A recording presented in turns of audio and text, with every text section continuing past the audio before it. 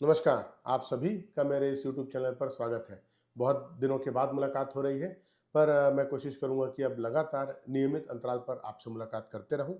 तो आज ऐसे ही एक विषय के बारे में बात करेंगे, जो बसंत ऋतु को लेकर है। तो जैसे ही बसंत आता है, चारों तरफ प्रकृति खिल उठती है, लेकिन क्या आपका शरीर भारी होने लगता है? सुस्ती, एलर्जी और लगातार बहती नाक। आयुर्वेद कहता है कि इस मौसम में बढ़े हुए कफ को निकालना बहुत ज़रूरी है और इसी कफ को निकालने का सबसे अच्छा तरीका है रूक्ष नस्य। जैसे सूरज की गर्मी से पहाड़ों का बर्फ पिघलता है, उसी तरह बसंत ऋतु की तेज धूप से हमारे शरीर में रहने वाला कफ भी पिघलने लगता है। यही कारण है कि इस मौसम में सर्दी, खांसी, जुकाम और शरीर में भारीपन महसूस होता है और रूक्ष नस्य जो है वो यही सी बढ़े हुए कफ को निकालने में मदद करता है। तो आइए जानते हैं बसंत ऋतु में अगर हम रूक्ष नस्य लेते हैं तो हमको क्या-क्या फायदे मिलते हैं। अगर हम फायदों की बात करते हैं तो मुख्यतः हमको 3 फायदे बसंत ऋतु में नस्य लेने से मिलते हैं। उसमें सबसे पहला और बहुत महत्वपूर्ण फायदा है, इस मौसम में अगर आप रूक्ष नस्य लेते हैं तो इससे आपको एलर्जी में राहत मिलती है। अगर आपको बार-बार छींक आ रही है या फिर नाक से पानी बह रहा है, तब अगर आप रूक्ष नस्य लेंगे तो ये आपको बहुत मदद करेगी। आपके बढ़े हुए कफ को कम करने में, सुखाने में और बाहर निकालने में मदद करती है। दूसरा जो फायदा है रूक्ष नस्य को लेने से ये है, भारीपन ये शरीर में दूर करता है।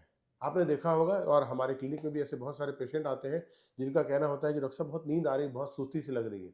तो ये बसंत ऋतु में सामान्य सी बात है और अगर आप रूक्ष नस्य लेते हैं तो ये आपके शरीर से सुस्तीपन को भगाता है। आपके आँखों में या सिर में जो भारीपन महसूस होता है, उससे भी आप बचे रह सकते हैं। इसके अलावा अगर आप रूक्ष नस्य लेते हैं तो ये आपके शरीर से आलस्यपन को दूर करता है। आप अपने आप को बहुत एक्टिव महसूस करते हैं। आप फिट, फाइन और हेल्दी रहते हैं। देखिए, हर ऋतु में कोई ना कोई एक पंचकर्म की क्रिया है जो आपके लिए अच्छी होती है। तो अगर हम बसंत ऋतु की बात करते हैं तो बसंत ऋतु में वमन किया जाता है और दूसरा है नस्य किया जाता है। नस्य में भी अगर हम स्पेशली रूक्ष नस्य करते हैं तो ये हमारे लिए ज़्यादा बेहतर होगा। और जब भी रूक्ष नस्य की बात करते हैं तो रूक्ष नस्य में जो पाउडर्स यूज़ होते हैं वो बहुत तेज, तीक्ष्ण नेचर के होते हैं। इनकी जो प्रॉपर्टीज़ होती है वो बहुत इरिटेंट होते हैं। इसीलिए ज़्यादा बेटर है कि आप जब भी रूक्ष नस्य करें तो किसी आयुर्वेद चिकित्सक की सलाह में करें, देख-रेख में करें, ताकि आपको किसी और दूसरे कॉम्प्लिकेशन का सामना ना करना पड़े, खासकर नेज़ल इरिटेशन या फिर नेज़ल ब्लीडिंग। कभी-कभी रूक्ष नस्य करने से नाक से खून भी बहने लगता है। इसलिए जब भी रूक्ष नस्य करें या पंचकर्म या आयुर्वेद की कोई भी क्रिया करें, तो बेहतर है कि आप एक आयुर्वेद चिकित्सक की सलाह और उसके देख-रेख में ही करें।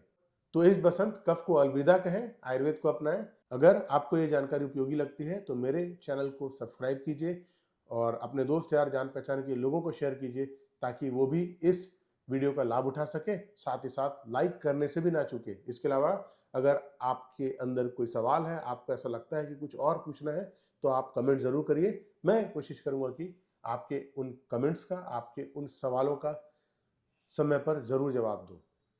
आज के समय में अपने आप को स्वस्थ और सुरक्षित रखना आवश्यक है। इसलिए स्वस्थ रहिए, मस्त रहिए। धन्यवाद।